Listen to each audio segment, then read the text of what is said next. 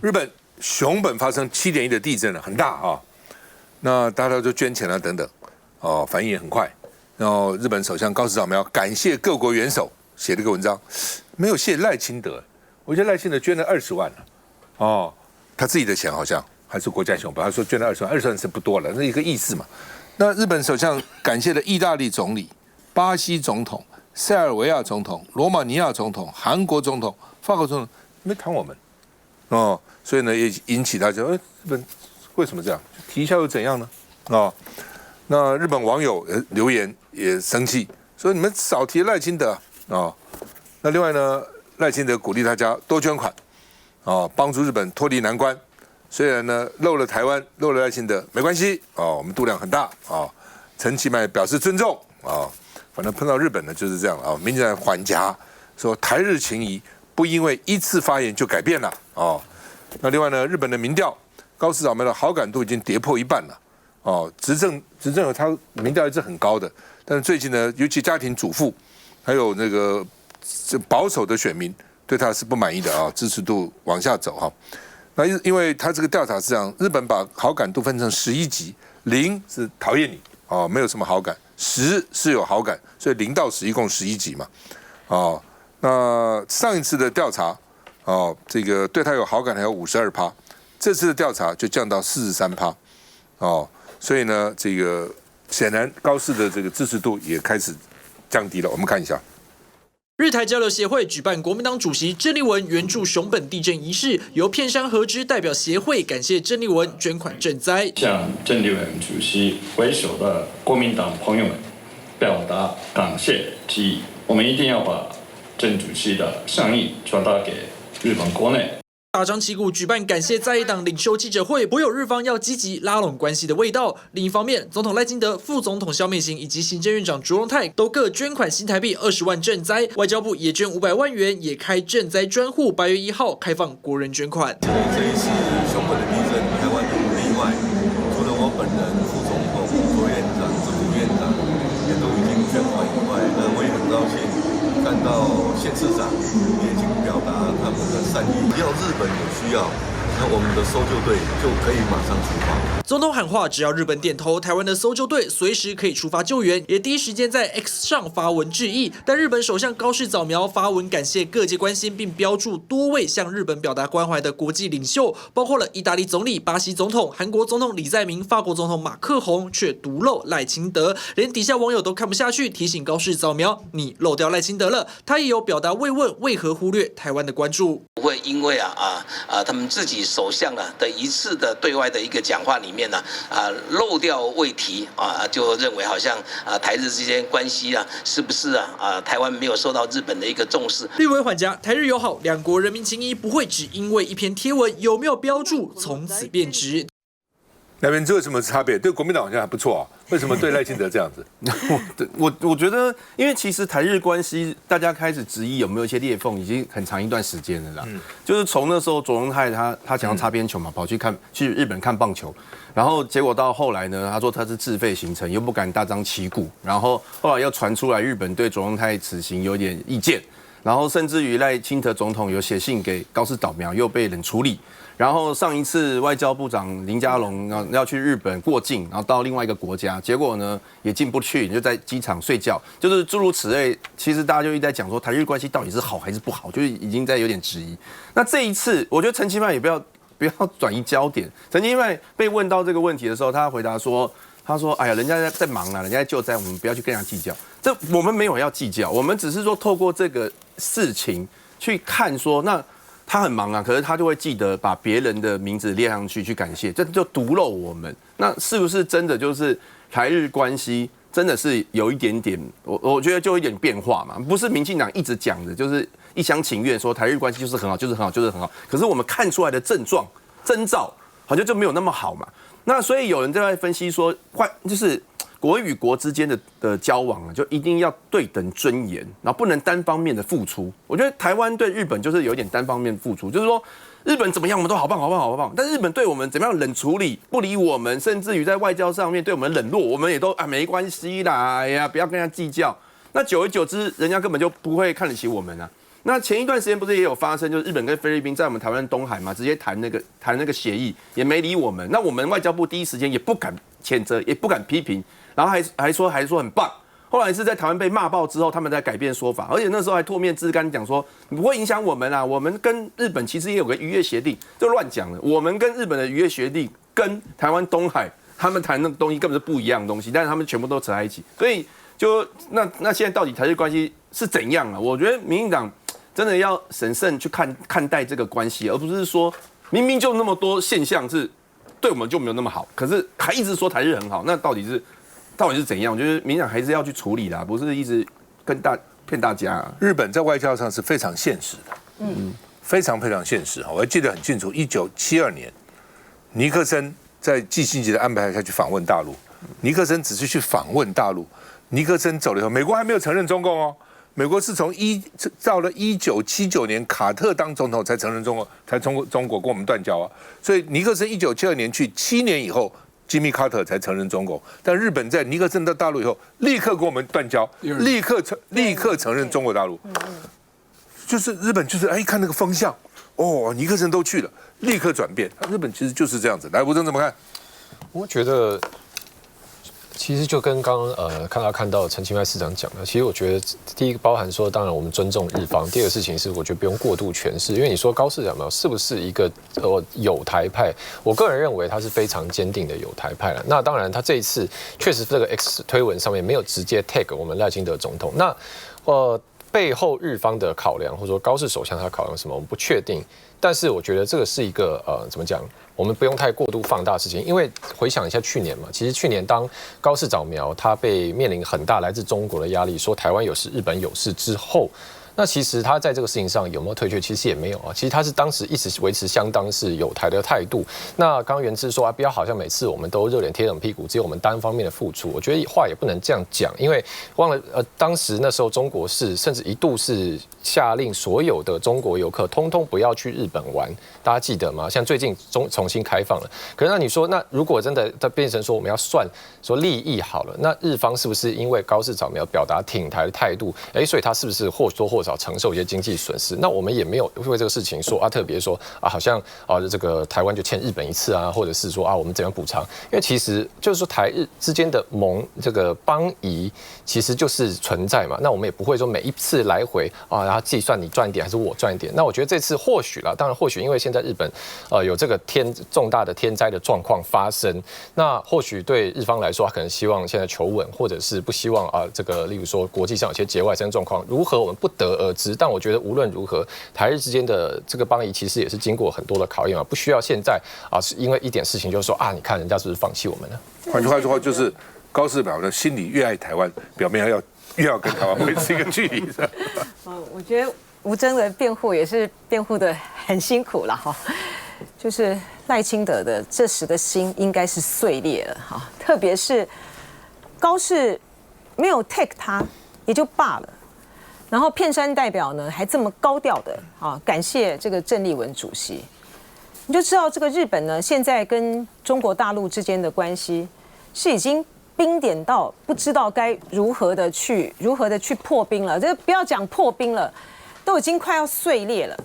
才刚刚结束不久的东协外长会议，日本的外相这个茂木敏充非常高兴的好像告诉这个日本的国人，就说我在这个东协外长峰会的时候，跟中国的外长王毅有短暂的会面并交谈，立刻就被中方打脸，就是没有。完全没有这回事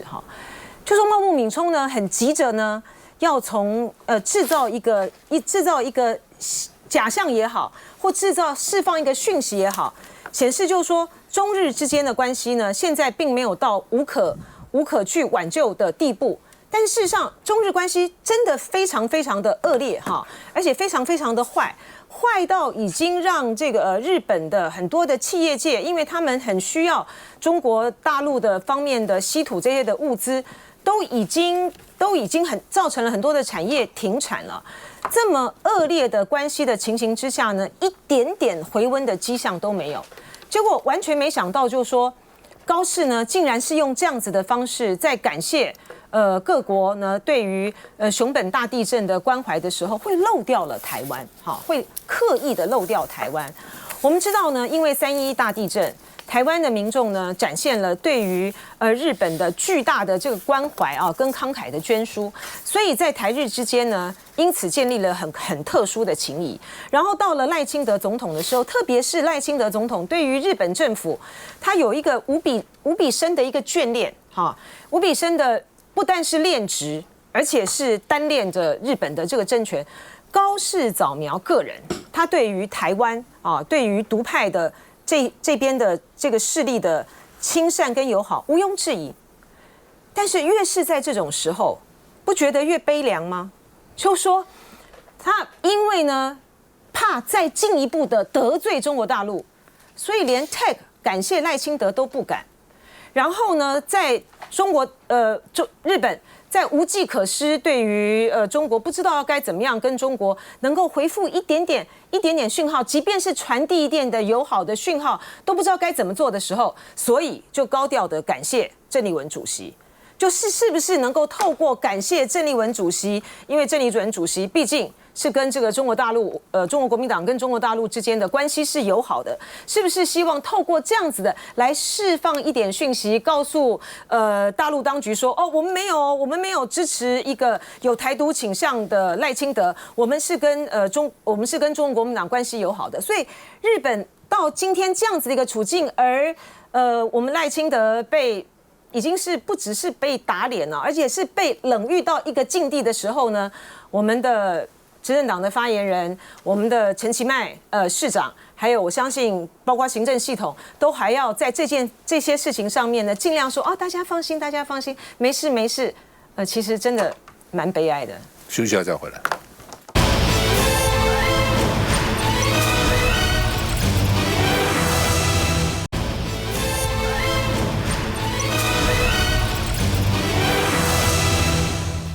台股今天大涨啊，不过呢，暴涨暴跌哈。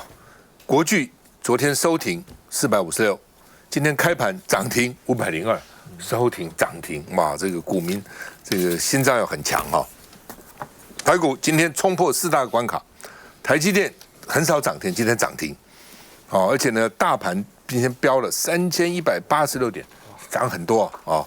那主要因为美股昨天这个费城半导体涨非常多了哈。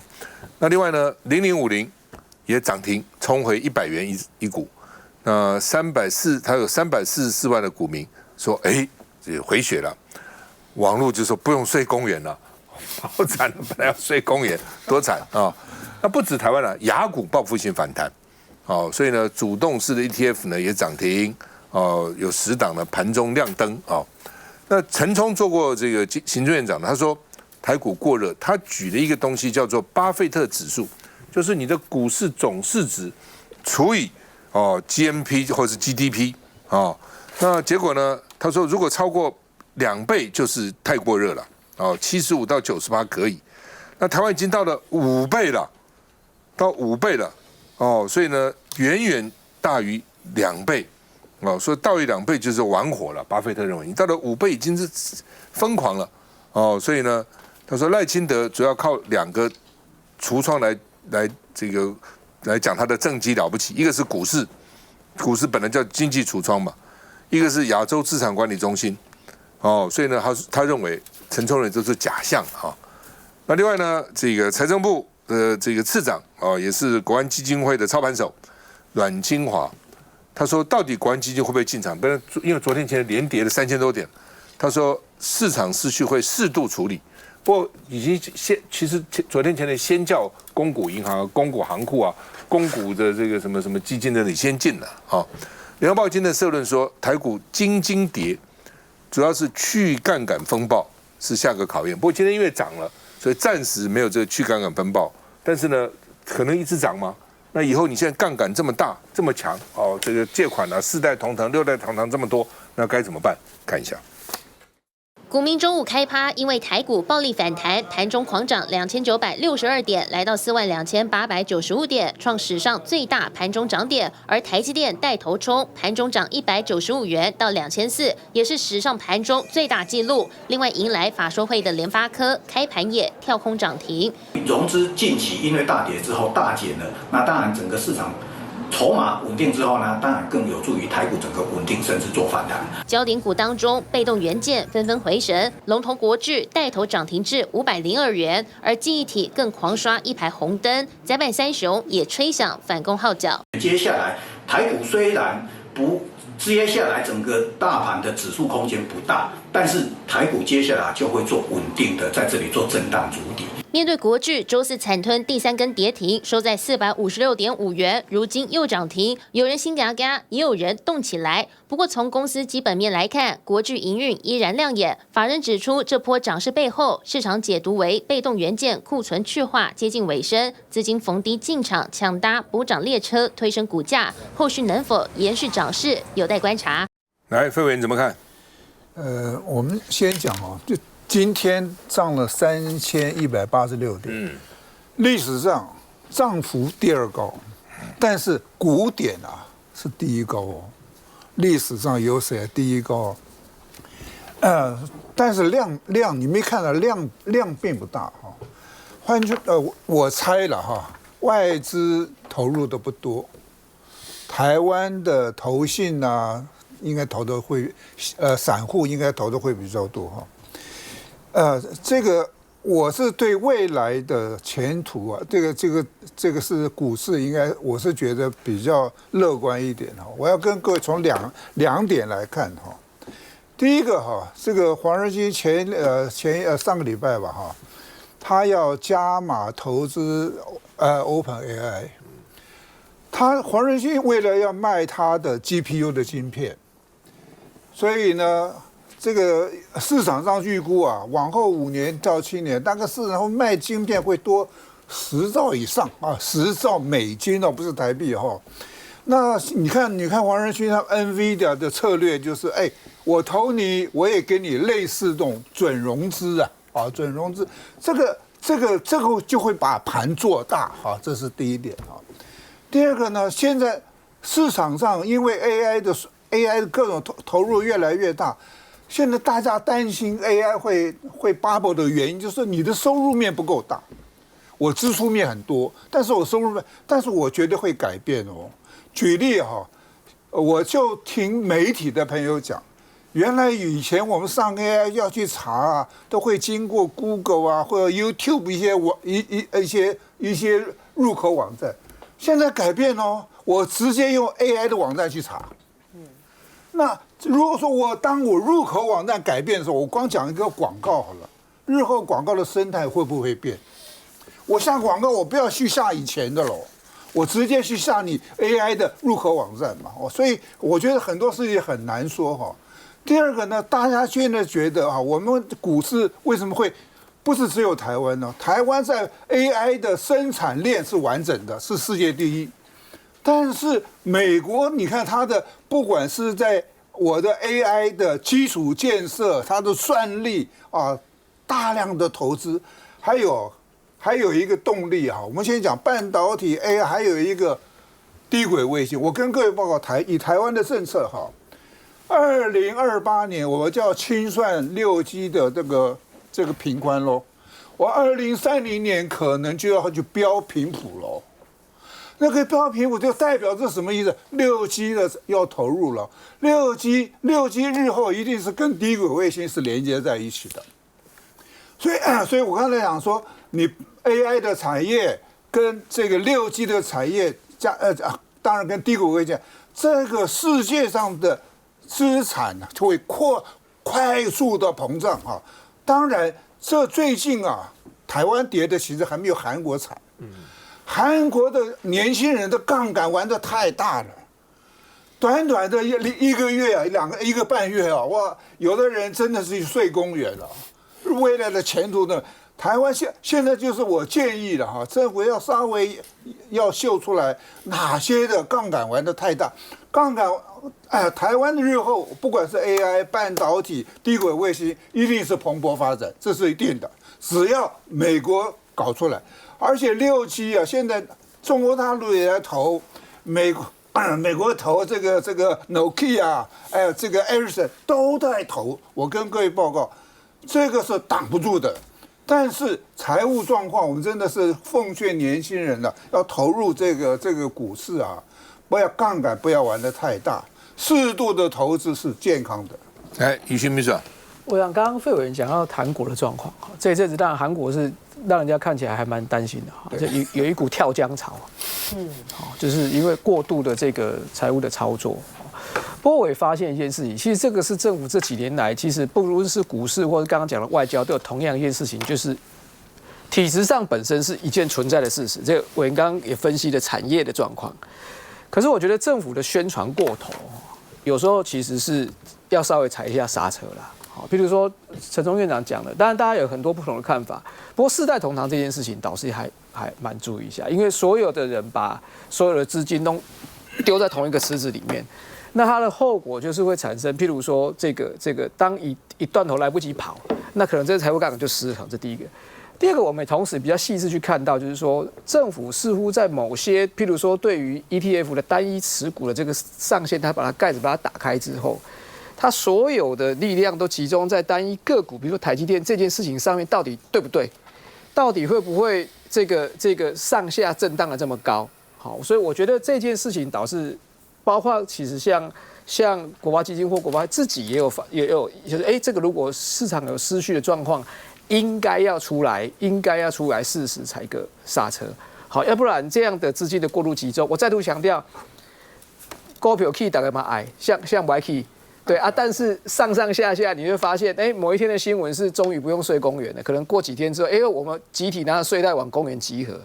所以我觉得还是以稳健为主，不太适合这样上下了。来，吴征，好像民进党政府是希望看到股票涨，打压房地产，但希望股票涨。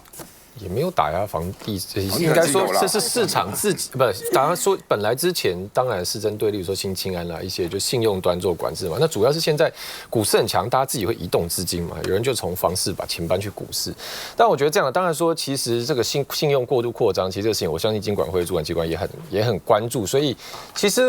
我自己印象，几个月之前，其实各大券商就开始收紧这个包含说质押的这些额度。其实我记得那 App 上大概1、2个月之前，其实就很多人是没有办法再从券商里面去做新的质押，所以台湾的杠杆是没有到韩国开这么凶了。那讲回来，这个状况是说，我也就是说现在各方面看起来，包含说现在不论是说一些外资这些投资银行啦，或者我们本土自己机构，大概都预估今年台湾的 GDP 成长率还是可以有机会来到双位数。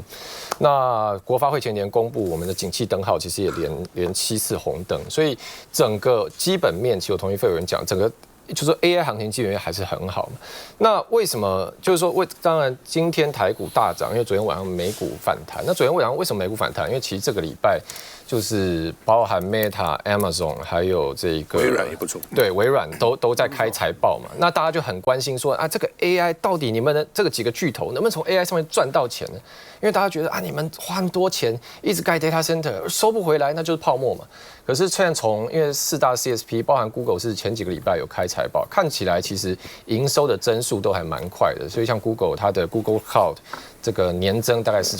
到了70-80%，所以现在其实应该美股这个部分应该大家看到这几个云端大厂，觉得说好像暂时吃一颗定心丸，所以反弹，然后带动台湾也反弹。不过但是我还是要讲其实今天有一个故事蛮警示的，就是真的是大家量力而为杠杆不要开太大。因为美国本来之前有一个少年股神叫 Leopold， 他就经营一个基金叫 Situational Awareness。那这个说这个少年股神才25岁而已，很厉害啊！他这个基金成立从2024年到今年，已经投资报酬率10倍，然后今年就赚4倍，才25岁，然后管400多亿美金。可是就是在这个礼拜最近这一波修正，他杠杆开太大，开4倍杠杆。结果这个基金动没掉，现在全部被另外一家就是也是很大的资金 Citadel 全部收购走，